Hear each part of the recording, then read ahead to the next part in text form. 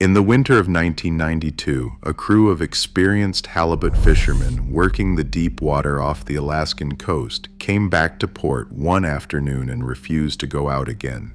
These were not weekend anglers. They were commercial longline men who fished the edge of the continental shelf in the Gulf of Alaska, in one of the most punishing marine environments on Earth.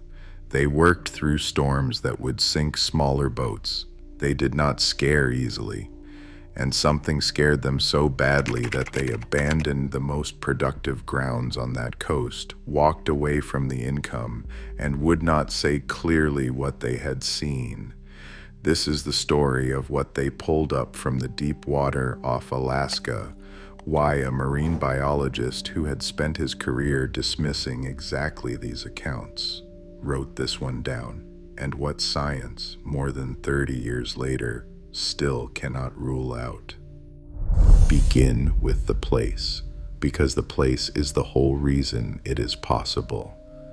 Just off the Alaskan coast, the continental shelf drops away with terrifying speed, from a few hundred feet to more than a mile deep within a short distance down into cold, black, crushing water almost never seen by human eyes. The life of the shallow shelf is well documented. The deep water just beyond its edge is one of the least surveyed regions of the entire ocean, and below a certain depth we have barely looked at all. The fishermen worked their long lines right at the edge of that blank. Hold that word, the edge, because everything in this story happens along the line where the water we know drops off into the water we don't. What the crew reported in the days before the encounter was strange enough on its own. Something in the deep water below their boat had been taking fish off their long lines, not stealing a few, taking them wholesale, entire sections of line stripped clean, the heavy gauge hooks bent open or sheared off completely, hundreds of pounds of halibut simply gone between one haul and the next. This by itself was unusual. Sharks interfere with gear. They bite through lines, they raid catches. They do not strip an entire long line and bend hardened steel hooks straight. The force required was not within the normal range of anything the crew had encountered in a lifetime on that water. And a longline halibut hook is not a small thing. It is built to hold a fish the size of a door. Something was straightening them like wire. Keep that detail, because it is the physical evidence that no fear or exaggeration can explain away.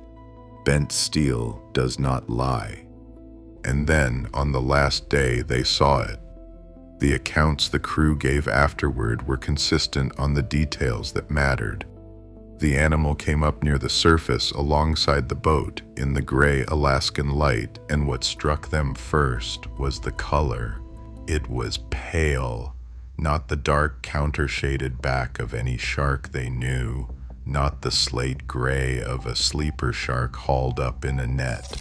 It was pale all over, a sick, ghostly white, enormous and luminous in the dark water. The size was where the account became difficult to hold. The men compared it to the length of the boat itself, and then said it was longer than the boat, a vessel that ran well over 60 feet. The most cautious estimate any of them gave still put the animal far beyond the length of any shark known to live in Alaskan water in 1992 or today.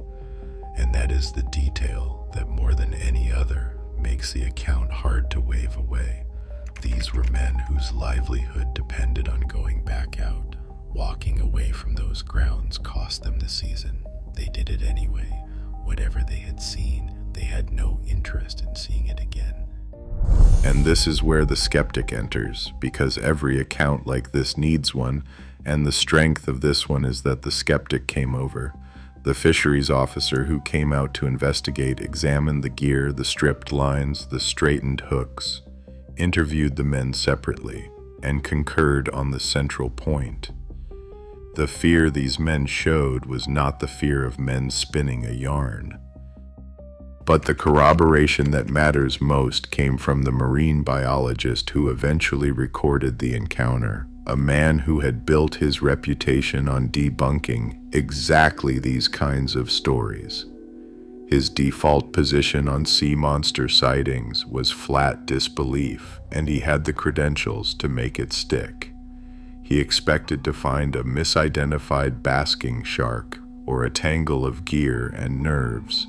Instead, he interviewed the crew, read the report, examined what remained, and did something he had never done before. He wrote it down, and late in his life he committed it to the record under his own name, with the conclusion that the men had seen something he genuinely could not identify. When a professional skeptic spends his career saying no and then once says, "I don't know," that is worth more than 1,000 true believers. The question is, what made him say it? The exciting answer is a surviving megalodon, and it has to be set aside honestly, because the honesty is what makes the rest believable. Megalodon went extinct around 3.5 million years ago, and it was a warm water coastal predator. And if it had survived, it would be in the sunlit coastal waters we have documented most thoroughly, not the black abyss beyond the shelf. And an animal that size would leave marks on whale carcasses we have never found. The exciting answer is almost certainly wrong. The grounded candidate matters more, because Alaska has a real one.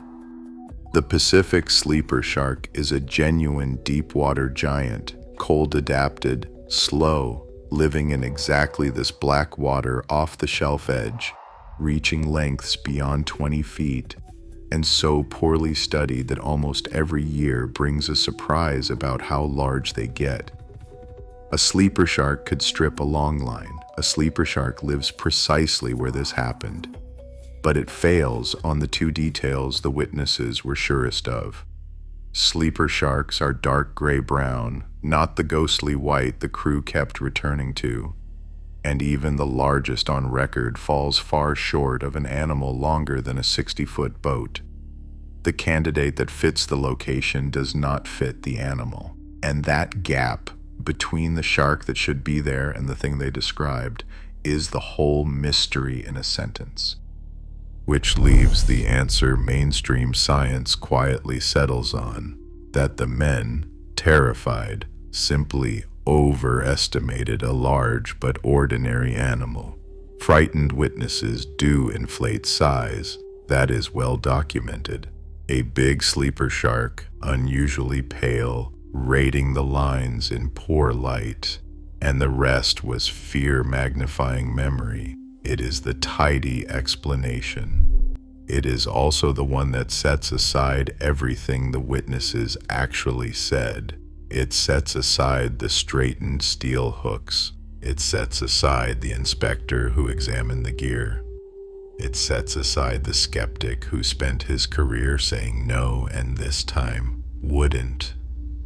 The testimony was not refuted. It was set aside because the alternative that we do not know is uncomfortable for a science that prefers closed cases. But we do not know is more honest than it sounds. Only a tiny fraction of the deep ocean has ever been mapped at high resolution, and the cold black water off the Alaskan shelf is among the least explored on the planet. The one place we would never find the evidence, the bottom of that mile-deep water, is the exact place the fishermen said the thing came from. We have not ruled it out. We have simply stopped looking and called that an answer. So we are left where the skeptic was left more than 30 years ago. Experienced men who did not scared. A government inspector who could not explain it. A lifelong debunker who wrote it down and stood by it. Steel hooked, straightened by something that should not exist. And a stretch of black water off the edge of Alaska that drops a mile into the dark and has never given up what it holds. The Megalodon story is the exciting version, and it is wrong. The truth is stranger because it is unfinished. Something came up out of the deep water off Alaska in the winter of 1992, pale and enormous in the gray light, and no marine biologist in the 30 years since has been able to say for certain what it was. The water is still there, still cold, still a mile deep at the edge of the shelf, still holding whatever it was the fishermen saw.